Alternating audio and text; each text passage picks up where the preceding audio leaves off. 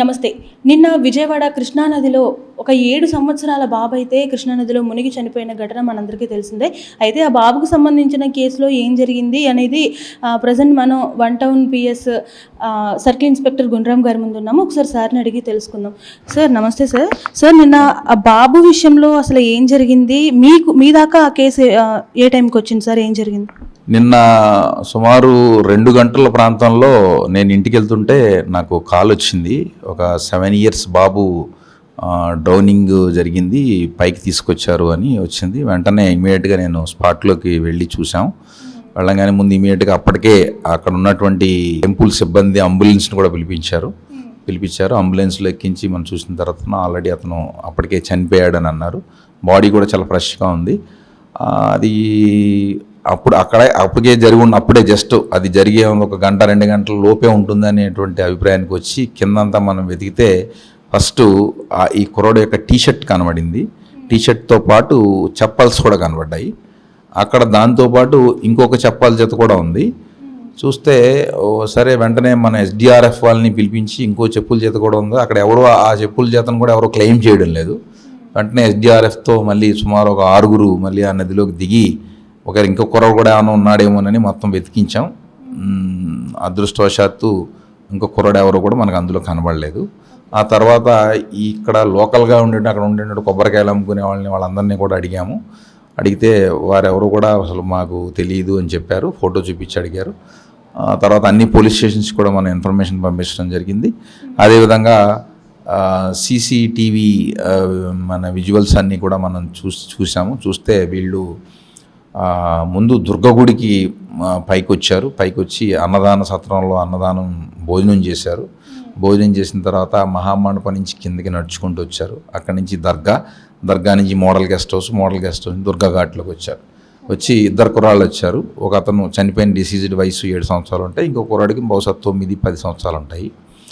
వీళ్ళిద్దరూ కలిపి కిందకి దిగిన తర్వాతన మోస్ట్లీ ఇతను చనిపోవడానికి ముందు చాలాసేపు గట్టు ఒడ్డునే, అంటే ఒక 2 మెట్లు 3 మెట్లు ఓన్లీ జస్ట్ బాడీ వరకు ములిగేంత వరకునే అతను అక్కడ ఆటలు ఆడుకున్న తర్వాత ఒకరికొకళ్ళు నీళ్లు జిమ్ముకోవడం అన్నీ కూడా మనకి విజువల్స్లో కనబడుతోంది. ఆ తర్వాత ఇతను పైకి ఎక్కేశాడు. ఈ కుర్రాడు పైకి ఎక్కేశాడు. పెద్ద కుర్రాడు పైకి ఎక్కాడు. ఈ చిన్న కుర్రాడు కొద్దిగా లోపలికి వెళ్ళాడు. ఆ చుట్టుపక్కల చాలామంది స్నానం చేస్తున్నారు. కానీ పాపం అతని దురదృష్టం ఎవరో కూడా గమనించలేదు. అంటే నా ఉద్దేశం, నేను అనుకోవడం ఏంటంటే ఈ వరద ఉధృతి కూడా బాగా ఉంది. ఆ టైంలో కొద్దిగా ఎక్కువ నీరు రావడం కారణంగా అతను కొద్దిగా అలా లోపలికి వెళ్ళి ఉంటాడని నేను అనుకుంటున్నాను. అతను అలాగే మునిగిపోయాడు.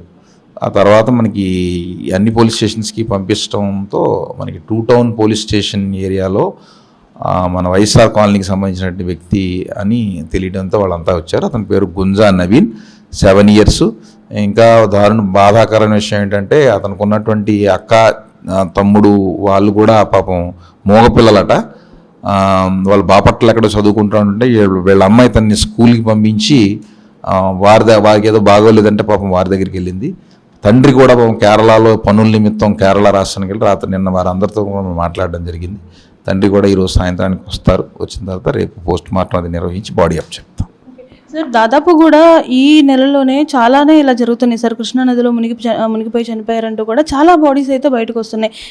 కారణాలు ఏమంటారు? సరైన భద్రత లేకపోవడం వల్ల అంటారా? భద్రత అనే దానికన్నా బాధ్యత, అంటే పిల్లలు ఎక్కడ ఉన్నారు ఏంటి. ఇప్పుడు ఈ ఇన్సిడెంట్లోనే స్కూల్కి అంటే స్కూల్కి పంపించొద్దని మనం అనలేం. కానీ ఆ స్కూల్కి వచ్చాడా, ఎన్నింటికి వెళ్ళాడు, వచ్చాడు కొద్దిగా అగచగట్టుకోవడం అనేది ఇంపార్టెంట్. తీసుకుని వెళ్ళిపోయి ఉంటే అసలు ఇది జరిగేది కాదు. ఇంకా 2 మీరు అన్నట్టు చాలా జరిగాయి అనేది తాడేపల్లి ప్రాంతంలో మొన్న ఈ మధ్యన రీసెంట్గా కృష్ణలంక సంబంధించిన 2 పిల్లలు, నాకు గుర్తులేదు, వాళ్ళు చనిపోయారు. వీళ్ళంటే పిల్లలు ఏంటంటే ఇంట్లో ఏదో ఆట కానీ ఈత కానీ చెప్పేసి లేదా వేరే ఇంకొక రీజన్ ఏదో చెప్పేసి వీళ్ళు ఓన్గా వచ్చేయడం వలన జరుగుతుంది. భద్రతా ఏర్పాట్లు భద్రతపరంగా అన్ని విధాలు కూడా సరైనటువంటి చర్యలే ప్రభుత్వం తీసుకుంటుంది. అక్కడ SDRF వాళ్ళంతా ఉన్నారు. ఇక్కడ దుర్గా ఘాట్లో ఏంటి అంటే వాళ్ళ జనరల్గా పిల్లల్ని వాళ్ళ దగ్గరుండి స్నానం అది చేయిస్తారు. వాళ్ళ పిల్లలే అనే ఖచ్చితంగా పర్యవేక్షణ అనేది ఖచ్చితంగా ఉంటుంది. ఇటువంటి అనుకోని సంఘటనలు అప్పుడప్పుడు జరుగుతూ ఉంటాయి. సో చూసారు కదా, జీవితం అంటే ఏంటో కూడా తెలియని వయసులోనే ఆ బాబు జీవితం అయితే ముగిసిపోయింది.